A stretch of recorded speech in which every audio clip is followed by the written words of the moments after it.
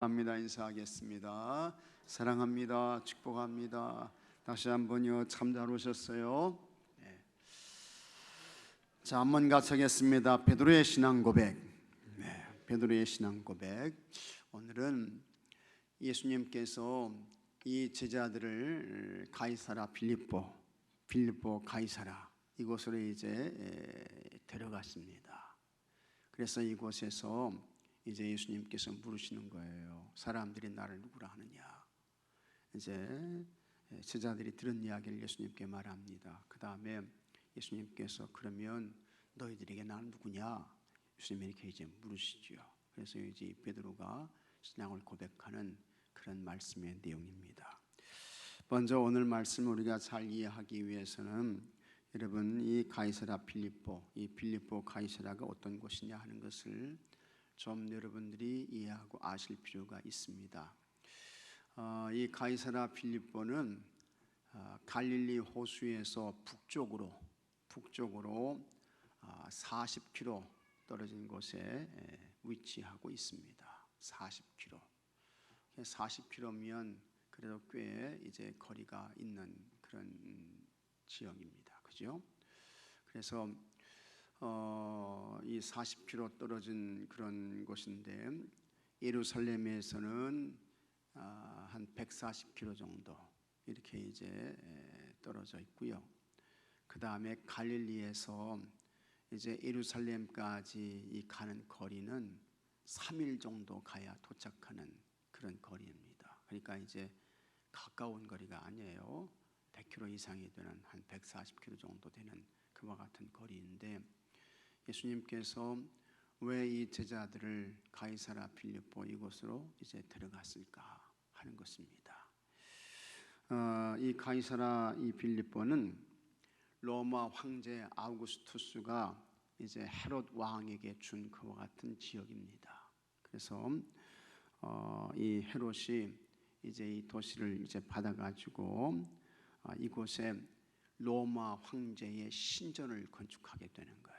로마 황제의 신전을 건축하는데 그때의 로마 황제는 여러분 살아있는 신이었습니다. 사람이 신이 되는 거예요. 사람이 신이 돼요. 그래서 사람들이 이 로마 황제를 신으로 섬기게 되고 그래서 기독교가 박해를 받게 되는 것입니다. 우리 교회 성도들에게는 예수님만이 주님이잖아요. 예수님이 그리스도이시고 예수님이 메시아이시고 예수님이 구원자이잖아요. 그런데 이 세상 사람들 로마 사람들에게는 그 다음에 로마가 이제 각각의 지역을 이렇게 점령하잖아요. 거기에는 이 로마 황제가 신이 되는 거야. 로마 황제가 왕이 되고 주인이 되고 주님이 되고 이제 그렇게 되는 것입니다. 근데 우리 기독교는 그게 무슨 소리냐? 예수님이 주님이지, 예수님이 구원자지, 메시아지. 이제 그러니까 이 로마 황제가 이제 기독교인들을 박해를 하게 되는 것입니다. 근데 아우구스투스가 이제 이 헤롯 대왕에게 이렇게 이제 이 가이사라 빌립보 지역을 주게 되고 그 다음에 이 헤롯이 로마 황제를 위해서 이 가이사라 빌립보에 신전을 건축하게 되고 이제 그렇습니다. 그러다가 이 헤롯이 죽어요. 헤롯이 죽은 후에는 헤롯의 아들 헤롯 필립이 이 지역을 통치하게 되는 것입니다. 헤롯 필립이 이 지역을 통치하게 되면서 이제 지역을 확장하고 그러면서 로마 황제 가이사 아우구스투스와 자신의 이름을 합쳐가지고 가이사라 빌립보 이렇게 이제 칭했던 곳입니다. 그러면서 이곳에는 바알 신전이 있었어요. 바알 신전이 있었고 그 다음에 이곳에는 헬라는 지금의 그리스죠. 이 헬라의 목축의 신, 풍요의 신이 뭐였는 거 아니? 판이었습니다. 판. 그래서 이 판 신전이 있었던 거예요. 그러니까 이 가이사라 빌립보 지역에는 로마 황제의 신전도 있고 그 다음에 바알의 신전도 있고 그 다음에 그리스 헬라의 목축 풍요의 신인 판신전도 있었고 이제 그랬던 거예요. 규모가 엄청나죠. 굉장해요. 그래서 여기 이제 가이사라 빌립보 지역은 여러분 어떤 곳이었느냐? 우상박물관이었습니다. 우상박물관. 그 다음에 이곳은 우상 종합 전시관 같은 그런 지역이었습니다. 예수님께서 이 제자들을 이제 이런 곳으로 데려가는 거예요. 데려가가지고 예수님께서 이제 이 제자들에게 묻습니다. 13절 말씀 보면 예수께서 빌립보 가이사라 지방에 이르러, 여기는 이제 종교 박물관, 우상 종합 전시관 이런 곳이라고 했습니다. 그곳에 이제 이르러 가지고 제자들에게 물어 이르되 사람들이 인자를 누구라 하느냐 이렇게 이제 묻는 것입니다. 그때에 이제 세상 사람들이 혹은 주변에 있는 사람들이 세례 요한, 더러는 엘리야, 어떤 이는 예레미야나 선지자 중에 하나 이렇게 이제 대답을 하더라 이렇게 이제 이야기를 하게 되는 것입니다. 그래서 세례 요한이라고 하기도 하고 엘리야라고도 하고 예레미야라고도 하고 선지자 중에 하나라고 합니다. 이렇게 이제 이야기를 한 거죠. 그랬더니 이제 예수님께서 그런 이야기를 다 들으시고 15절에 이르실 때 너희는 나를 누구라 하느냐 이렇게 이제 묻게 되는 거예요. 그러면 너희들에게 나는 누구냐 이렇게 이제 묻는 거예요. 자, 그랬더니 16절 말씀 같이 한번 읽어보겠습니다. 시몬 베드로가 대답하이르되 주는 그리스도시요 살아계신 하나님의 아들이시니이다. 이게 이제 베드로의 그 유명한 신앙 고백이 되는 것입니다. 같이 하겠습니다. 주는 그리스도시요. 주님은 그리스도이십니다. 여기 그리스도 이 말은 기름 부음을 받았다. 이제 그런 말씀이죠. 그래서 구약 시대에 보게 되면 기름 부음을 세 사람에게 했잖아요. 왕에게 하고 그 다음에 또 누구에게 했습니까? 선지자에게 하고 그 다음에 또 누구에게 했어요? 제사장에게 하고 세 사람에게 기름을 붓잖아요. 예수님은 누구냐? 예수님은 그리스도이십니다. 예수님은 기름 부음을 받으신 분이십니다. 이제 그런 말씀이고 그와 같은 기름 부음을 받으신 예수님은 왕이십니다. 당신은 하나님의 선지자이십니다. 당신은 하나님께서 보내신 대제사장이십니다. 그 믿음을 이제 고백한 거예요. 왕이시고 제사장이시고 하나님의 선지자이시고 당신은 그리스도이십니다. 그러면서 이 베드로가 하는 이야기가 같이 하겠습니다. 살아계신 하나님. 하나님 어떻게 하다고요? 살아계시다는 거예요. 살아계시다는 거야. 하나님은 살아계신데 예수님은 살아계신 하나님이 보내신 하나님의 아들이십니다. 이 고백을 하는 거예요. 이와 같은 베드로의 신앙 고백을 예수님이 들으시고 대단히 기뻐하셨습니다. 너무 좋아하셨어요. 그러면서 예수님이 하시는 말씀이 자 17절 말씀도 한번 같이 읽어보겠습니다.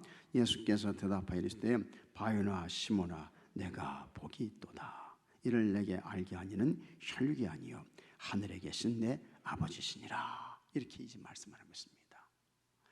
여러분 오늘도 여러분들이 예수님을 향해서 믿음을 고백하게 되면 주님 사랑을 고백하게 되면 여러분 예수님이 기뻐하시고 여러분들에게는 복이 되는 줄로 믿으시기 바랍니다.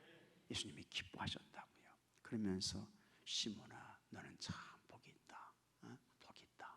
이렇게 말씀을 하시는 거예요. 그리고는 하시는 말씀이 이것을 너에게 알게 한 것은 혈육이 아니다. 여기 혈육이 아니다 이 말은 뭡니까? 이거는 뭐 혈육의 관계 이런 걸 말하는 게 아니고 세상의 지식이 아니다. 배워서 공부해서 이거 터득한 거 아니다. 땅의 지식으로 이거 알게 된 거 아니다. 하나님께서 너에게 감동 주셔서 하나님이 너에게 알려주신 거야. 하나님이 너에게 믿어지게 하신 거야. 하나님이 너에게 고백되게 하신 거야. 예수님께서 이 말씀을 하시고 있는 것입니다. 이 말씀이 굉장히 중요하지요. 여러분 우리가 믿고 싶어서 믿어지는 게 아니고 하나님께서 믿는 은혜를 주셔야 하는 줄로 믿으시기 바랍니다. 아니 내가 믿어야지, 예수님 믿어야지. 그래서 믿어지는 게 아니라고요. 그래서 고백되는 게 아니라고요. 그래서 우리가 받는 구원은 뭐냐? 전적인 하나님의 은혜인 것을 믿으시기 바랍니다. 전적인 하나님의 은혜예요. 내가 예수님 꼭 믿어야지. 그래서 여러분 믿어집니까? 고백됩니까? 시인되나요? 안 되는 거예요. 하나님이 감동 주셔야 돼요. 성령님이 은혜를 베풀어 주셔야 돼요. 성령님이 그 마음을 녹여 주셔야 돼요. 가르쳐 주셔야 돼요. 그래야 믿어지고 고백되고 시인되는 것입니다. 그 사람에게 구원이 있게 되는 줄로 믿으시기 바랍니다. 예수님이 그 말씀하신 거예요. 예수님이 그 말씀하신 거예요. 참 아주 이 베드로에게 귀한 말씀을 하셨는데, 오늘 이 베드로의 그와 같은 신앙 고백이 이제 어떤 것이냐, 왜 예수님의 기쁨이 됐나 하는 것을 우리가 한번 살펴보도록 하겠습니다. 자, 빌립보의 가이사랴에 이르렀을 때 예수님은 제자들에게 사람들이 자신을 누구라 하는지 물으셨습니다. 제자들이 전한 사람들의 생각은 제각기 달랐습니다. 세례 요한이라고 하는 사람도 있고, 왜 세례 요한이 나왔을까? 이 세례 요한은요, 정말 우리가 성경을 보게 되면 대단한 불같은 그와 같은 이 예언의 말씀을 전한 사람이에요. 이 세례 요한이 대단한 사람입니다. 엄청난 사람이에요. 그래서 이 세례 요한이 이제 목이 잘려서 이제 죽잖아요. 목이 잘려 죽는데 이 사람 참 굉장한 사람입니다. 진짜 하나님 앞에서 물불을 가리지 않는 사람이 세례 요한이었습니다. 세례 요한이 얼마나 대단한 사람인지 아십니까, 여러분? 세례 요한이 이런 사람이었어요. 자, 여러분 마태복음 3장으로 한번 가보겠습니다.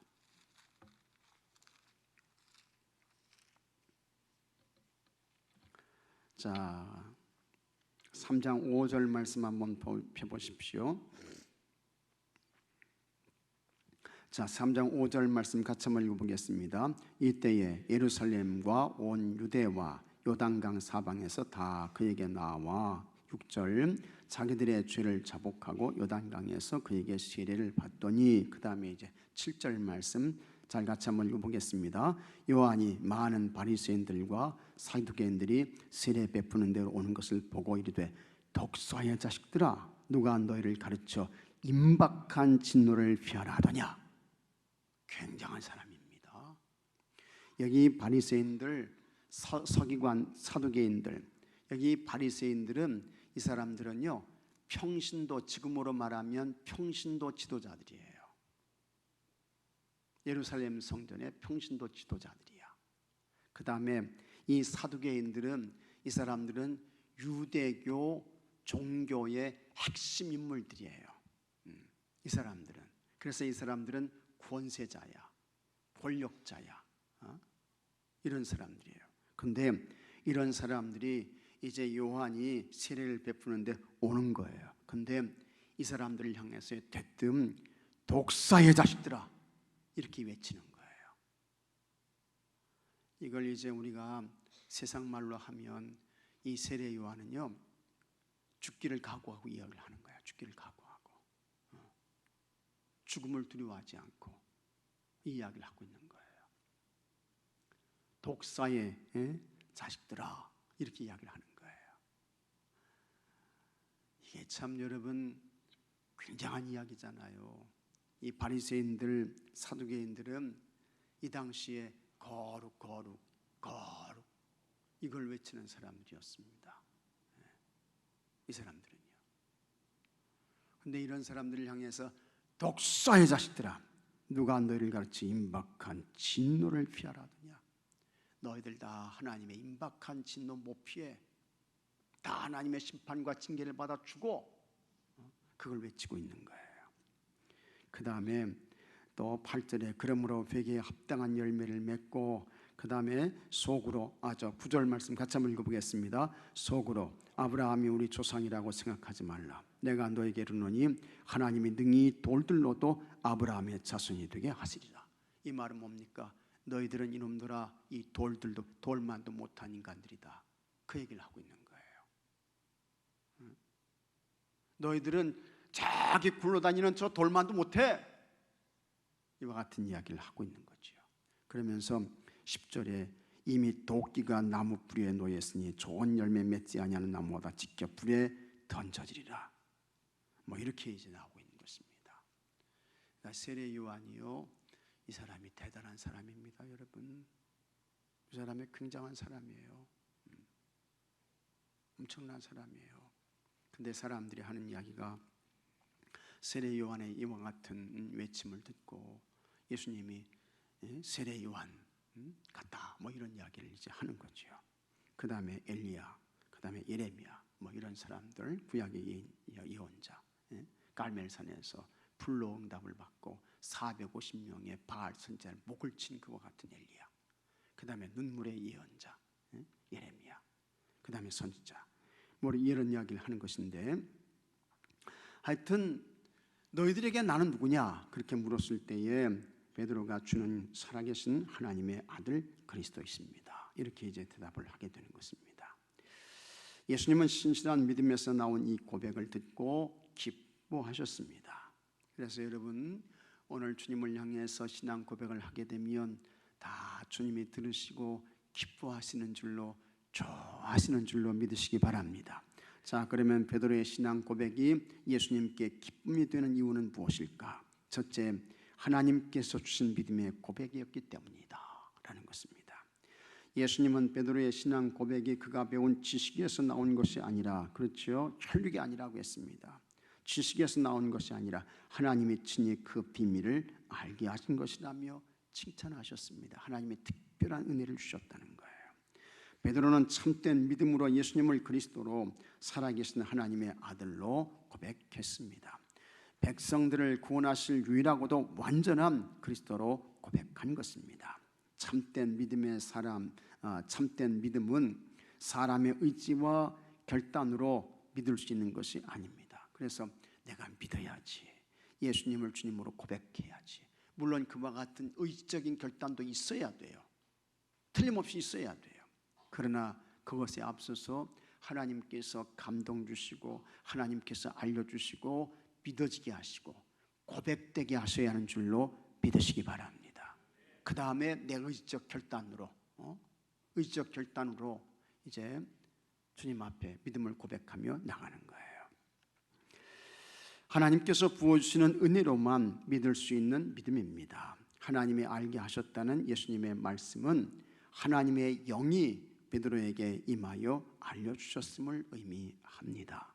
그래서 여러분, 기도하십시오. 예수님이 그리스도 주님으로 믿어지게 해주세요. 성령님 도와주세요. 성령님께서 그 마음을 그냥 막 녹여주시고 흔들어 주세요. 기도하셔야 돼요. 그래야 믿어지고 그래야 고백되는 거예요. 성령을 받을 때 주어지는 은사 가운데 믿음의 은사가 있습니다. 믿음의 은사가 있지요. 어떤 사람에게는 믿음의 은사, 맞아요. 우리도 성령 충만한 입술로 온전한 믿음을 고백할 수 있습니다. 다 여러분, 주님은 그리스도이십니다. 주님은 나의 구원자이십니다. 주님은 살아계신 나의 하나님이십니다. 고백하시는 여러분들이 되시기를 축복합니다. 그 다음에 둘째, 교회를 세우는 믿음의 토대가 되었기 때문입니다. 베드로의 신앙 고백을 칭찬하신 예수님은 그에게 새로운 이름을 주셨습니다. 이전에 시몬으로 불리던 그는, 여기 시몬의 이름의 뜻이 뭡니까? 시몬의 이름의 뜻은 뭐예요? 같이 하겠습니다. 갈대. 갈대예요. 갈대. 갈대 해가지고 여러분, 갈대하면 뭐가 생각나세요? 네? 바람에 흔들리잖아요. 바람에 그냥 바람에 가장 세차게 흔들리잖아요. 갈대가 막 바람에 흔들려 왔다 갔다 해. 어느 쪽에는 이쪽으로 가고 어느 쪽은 저쪽으로 가고, 바람 부는 데 따라서 앞으로 가기도 하고 뒤로 가기도 하고. 그러니까 갈대는 중심이 없어. 중심이 없어. 그러니까 여러분들도 갈대 신앙이 되면 안 됩니다. 그래서 이 예수님께서 이 시몬의 이름을 뭘로 바꿔주셔요? 같이 하겠습니다. 베드로. 베드로. 베드로를 바꿔주시는 거예요. 베드로의 이름의 뜻은 뭡니까? 반석이에요. 반석. 휴가들 다녀오셨어요? 네? 안 가셨어요? 비가 너무 많이 와서 못 가셨어요? 네. 이제 여러분 휴가 가게 되면 산에도 가고, 그 다음에 또 휴가 가게 되면 어디로 갑니까? 바다도 가잖아요. 근데 여러분 저기 속초에 가게 되면 울산 바위는요, 작년에도 그 자리에 있었고 아마 지금 가도 그 자리에 있을 거야. 이거 뭡니까? 흔들림이 없다는 거예요. 항상 자기 자리를 지키고 있다는 거예요. 동해안 바다 가보십시오. 동해안 바다 가게 되면 큰 파도가 그냥 앞을 향해서 쫙 하면서 그냥 밀려와요. 근데 거기에 이제 조금 앞에 가게 되면 큰 바위가 있는데요. 큰 바위가 있어요. 바위가 있는데, 근데 파도가 그냥 확 밀려올 때는 그 파도에 의해서 이 바위가 안 보여. 없어졌어. 그런데 이 파도가 그냥 뒤로 싹 밀려가면 여전히 그 바위는 거기 그대로 있는 거예요. 파도에 그냥 휩쓸려 가지 않고. 참 신기하죠. 태풍이 불어와도 그 바다의 그 바위는 언제나 거기에 있는 거예요. 거기에 있어요. 베드로의 이름이 그렇게 반석이 된 거야. 반석이. 여러분의 믿음도 반석 같은 믿음의 사람들이 되시기를 주의 이름으로 축복합니다. 그냥 태풍이 몰려와서 그냥 태풍에 그냥 그 바위가 확 덮였다 할지라도 그 다음에 파도가 밀려가면 언제나 반석은 그 자리에 똑같이 동일하게 있어요. 그게 진짜 반석이에요. 그렇게 이제 베드로의 이름을 반석으로 바꿔주신 거예요. 어떤 분들은 참 교회에서 신앙생활 하실 때에, 여기 계신 여러분들 중에 그런 분들은 없는데 참 대하기 어려운 분들이 있어요. 대하기 어려우신 분들, 상대하기가 힘든 분들이 있어요. 제일 힘들고 어려운 사람들이 뭐냐? 갈대 같은 사람들이야. 갈대 같은 사람들. 마음의 중심을 딱 잡고 그 마음의 중심 가운데 예수님이 계시고 그 예수님과 함께 믿음의 길을 곱게 가야 되는데 그냥 바람에 따라서 어떤 때는 앞으로 가기도 하고 뒤로 가기도 하고 옆으로 가기도 하고 좌로 가기도 하고. 그래서 그런 분들은 뭐 그런 이야기 하잖아요. 어디로 튈지 안다 모른다. 몰라. 어디로 튈지 몰라요. 참 그런 분들은 대하기 어렵죠. 상대하기 힘든 분들이에요. 그러시면 안 돼요. 베드로도 전에는 이 신앙을 고백하기 전에는 시몬이었어. 시몬, 갈대였어. 그런데 예수님께서 그의 신앙 고백을 들으시고 넌 지금부터 베드로다. 페트라, 반석이다. 그렇게 이제 그 이름을 바꿔주신 거예요. 여러분들도 참 흔들리지 않는, 요동하지 않는, 바람에 휩쓸려 가지 않는 그런 반석 같은 믿음의 사람들 다 되시기를 주의 이름으로 축복합니다. 그래서 하나님의 기쁨이 됐어요. 주님의 기쁨이 됐어요. 교회에 좋은 그와 같은 유익을 끼치고 영향력을 미치는 여러분들이 되시기를 주의 이름으로 축복합니다. 자, 그래서 베드로의 신앙 고백을 칭찬하신 예수님은 그에게 새로운 이름을 주셨는데, 이전에 시몬으로 불리던 그는 신앙 고백 후에 베드로라는 새 이름으로 불렸습니다. 베드로는 반석이란 뜻입니다. 예수님은 베드로라는 반석을 토대 삼아 그 위에 주님의 교회를 세우겠다고 선포하셨습니다. 그래서 이제 여기서는 이 신앙 고백 위에 교회를 세우겠다, 그런 말씀으로 이해하시면 됩니다. 이 땅에 세우는 교회가 어떤 것인지 처음으로 언급하시며 그 교회를 통해 이루실 하나님의 청사진을 보여주셨습니다. 이런 교회의 토대가 된 반석은 베드로가 고백한 신앙 고백이었습니다. 모든 주님의 교회는 이 고백 위에 세워집니다. 흔들리지 않는 반석 위에 세워진 교회는 죽음의 권세를 비롯한 그 어떤 세력도 흔들 수 없고 무너뜨릴 수 없습니다. 교회의 지체인 성도들은 베드로의 신앙 고백처럼 분명한 믿음의 고백으로 세상 끝날까지 온전한 교회를 세워가야 할 줄로 믿습니다. 그 다음에 셋째, 천국문을 여는 구원의 권세이기 때문입니다.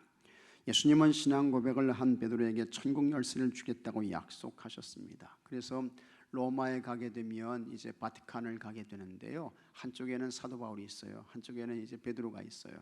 이 베드로는 열쇠를 주고 있어요. 열쇠를 들고 있다고요. 천국 열쇠는 땅에 있는 자들이 하늘 문을 열 수 있는 열쇠입니다. 이는 땅에서 잠그면 하늘에서도 잠기고 땅에서 풀면 하늘에서도 풀리는 일을 가능하게 하는 열쇠입니다. 베드로에게 약속하신 천국 열쇠는 곧 교회에 주신 권세입니다.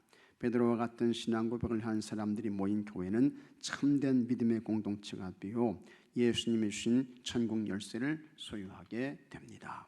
그런데 교회가 소유한 천국 열쇠는 사람들 위에 군림하는 권세가 아닙니다. 아니죠. 모든 사람을 구원하기 위해 열심히 섬기고 사랑하는, 같이 하겠습니다. 열심히 섬기고 사랑하는 권세, 그렇습니다. 열심히 사랑하고 섬기는 권세예요. 그래서 여러분, 우리가 교회 공동체 안에서 권세 부리려고 하지 마십시오. 내가 이 교회 다닌 지 몇 년인데 이런 생각하시면 안 됩니다. 나보다 이 교회에 오래 다닌 사람이 있으면 나보라고 해, 이러시면 안 되는 거예요. 그래서 제가 말씀드리지만 주인인식은 갖는데요, 그래서 진짜 이 교회를 내 몸과 같이 사랑하고 아끼고 섬기고 돌보지만 여러분, 제발 주인 행세는 하지 마십시오. 주일 행세를 하면 안 돼요.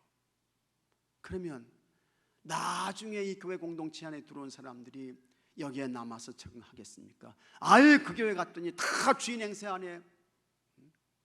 그러면 교회가 부흥되겠어요? 예수님의 교회가 그런 것입니까? 권세 부리는 것입니까? 여기가 바리새인들, 사두개인들 모인 것입니까? 아니잖아요.